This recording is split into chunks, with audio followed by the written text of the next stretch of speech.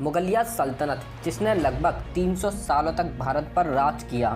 और इस दौरान मुगलिया साम्राज्य में कई महान शासक आए जिनके बारे में हमें भारत के इतिहास से पता चलता ही है।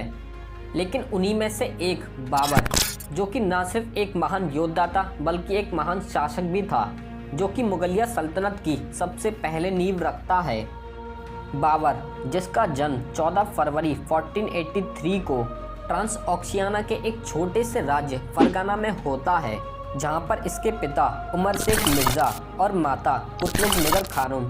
के द्वारा इसका नाम ज़हरुद्दीन मोहम्मद बाबर रखा जाता है। मुगल बादशाह बाबर ने जब भारत पर आक्रमण किया था तब दिल्ली पर शासन इब्राहिम लोदी कर रहा था,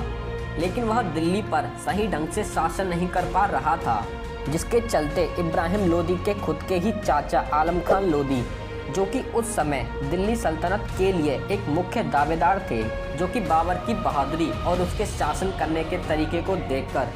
उससे काफ़ी ज़्यादा प्रभावित हुए थे। इसलिए दौलत खान लोदी और उसके चाचा आलम खान लोदी ने बाबर को भारत आने के लिए निमंत्रण भेजा, जिसे बाबर खुशी से स्वीकार कर लेता है, क्योंकि बाबर की नज़र पहले से ही दिल्ली पर थी, जिसके चलते बाबर अपने साम्राज्य को बढ़ाने के लिए दिल्ली पहुंचता है। जिसके बाद बाबर ने भारत पर अपना पहला आक्रमण 1519 में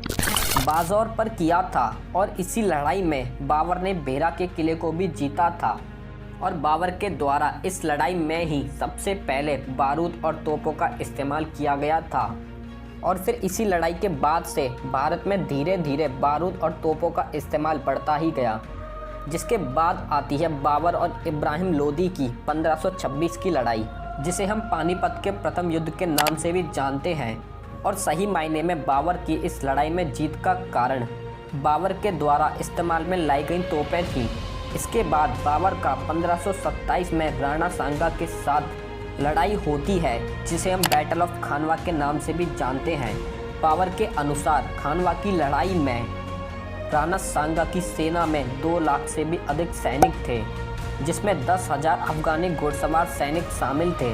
लेकिन फिर भी इस लड़ाई में राणा सांगा को हार का सामना करना पड़ता है। उसके बाद दोस्तों, भले ही बाबर ने खानवा की लड़ाई में राणा सांगा को हराकर जीत तो हासिल कर ली थी, लेकिन इसके बावजूद भी भारत में बाबर की पकड़ इतनी मजबूत नहीं हुई थी जितना कि वह चाहता था, और जिसका कारण था उस समय बिहार और बंगाल में कुछ अफगानी शासकों का शासन, जिन्हें बाबर का भारत में राज करना बिल्कुल भी राज नहीं आ रहा था। जिसके चलते बाबर को कुछ समय बाद ही अफगानी शासकों के विरोध का सामना करना पड़ता है। जिसके बाद बाबर और अफगानी शासकों के बीच बैटल ऑफ खांगरा की लड़ाई होती है, जिसमें बाबर अफगानी शासकों को हरा देता है। और इस युद्ध के बाद से बाबर भारत पर काफ़ी हद तक अपनी पकड़ मजबूत करता है, और इस तरह बाबर अपने आखिरी समय में लगभग भारत के ज़्यादातर जगहों पर मुग़ल साम्राज्य का विस्तार करता है। जिसके बाद 1530 में बीमारी के कारण बाबर की मृत्यु हो जाती है, और अब यहाँ से शासन के लिए आता है बाबर का सबसे बड़ा बेटा हुमायूं।